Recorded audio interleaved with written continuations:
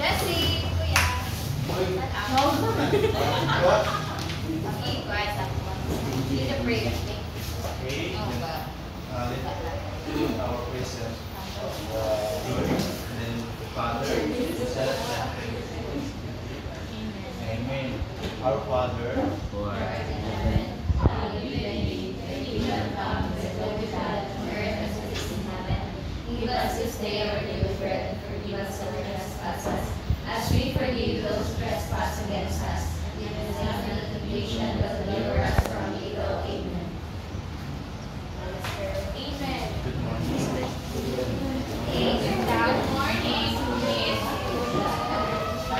What's up, guys? Okay, I sense you're here. Okay, just sit.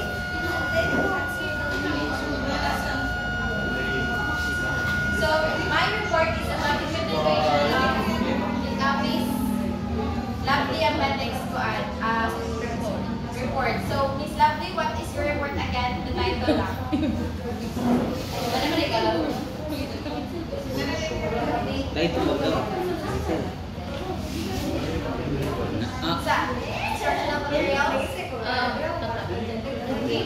So we're going to find out what is the next what is our next topic, or any topic like the continuation of the report. And before that, we are going to have a game first para mano na to.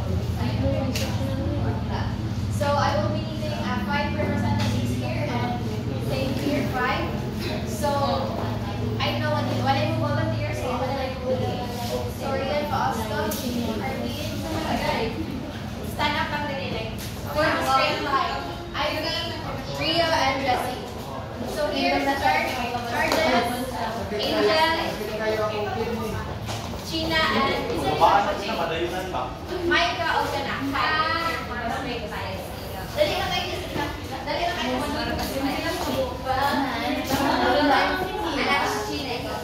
This covered, guys.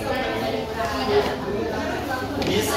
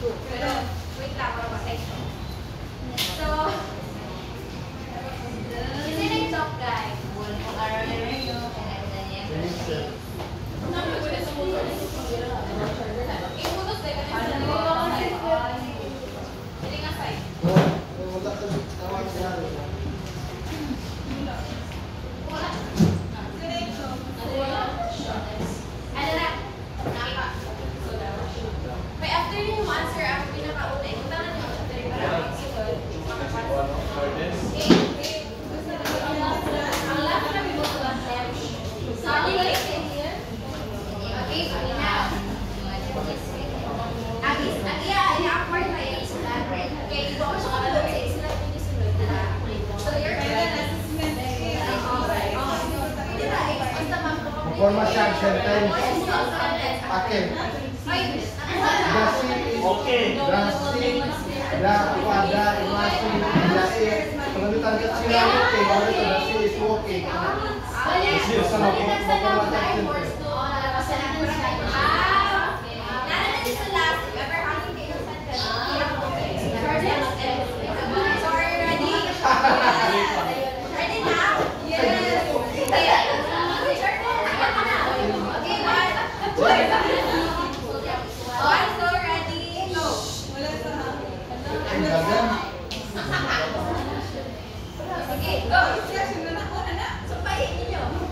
Dapat discussion nyo.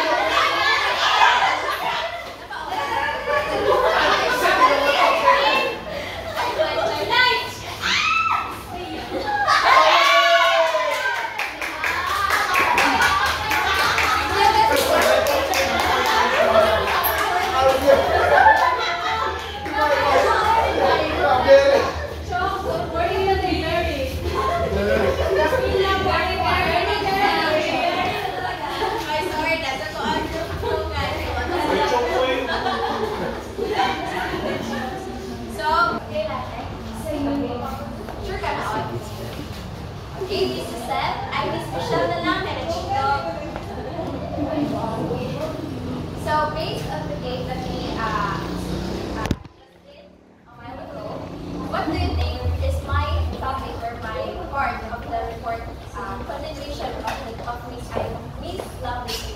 I think our topic today has something to do with the discussion, operation, and decision. Okay, thank you. Yes, that's right.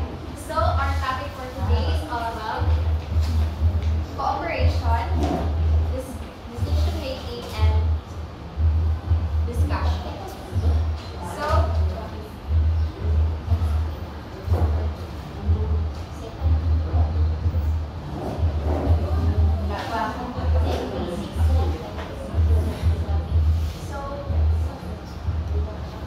Mr. Jordan. So what do you think are they doing in the picture? We can picture it shows cooperation and teamwork. Yes, that's right. So cooperation or cooperative learning.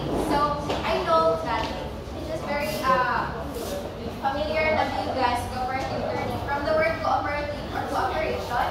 So this will happen not just one student involved, but there are lots of students involved. So kalagita as a group, as a cooperative learning, guys, ano siya, mga group activities.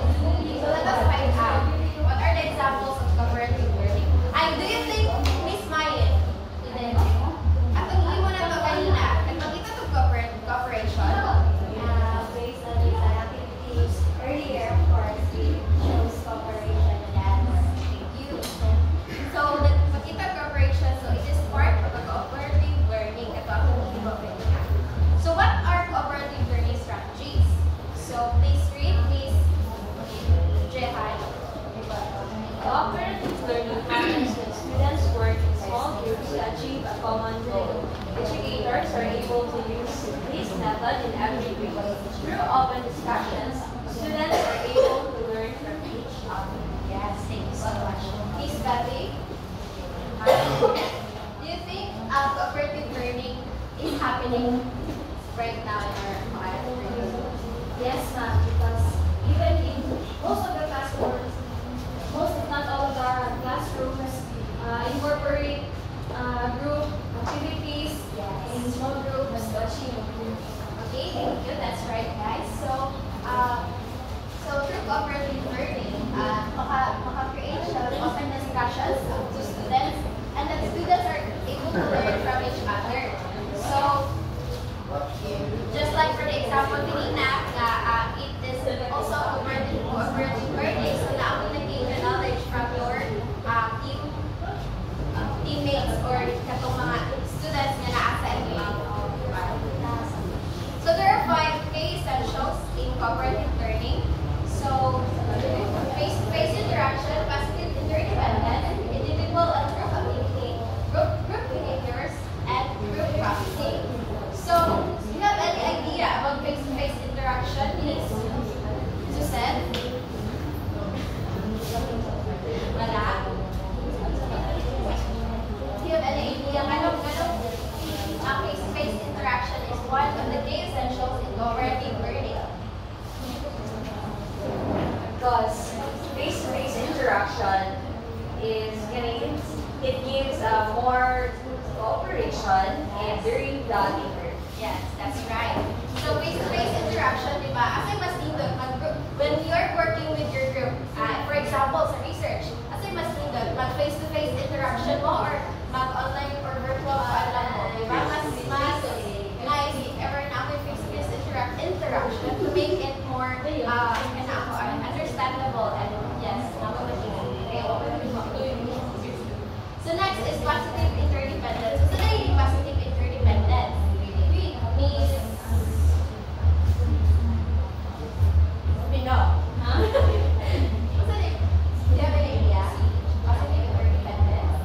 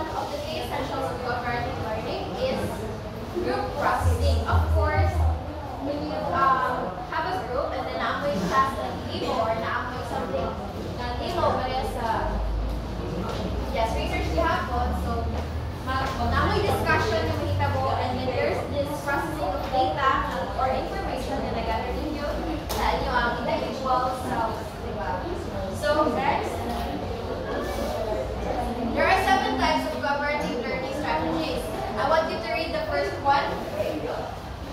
Miss Takuda. Focus list activities can include roundtable discussions where you provide students with a topic they bring to study. Okay, so this is very familiar, right? So Miss Rio, can you give me an example of focus list? Now, I share that part.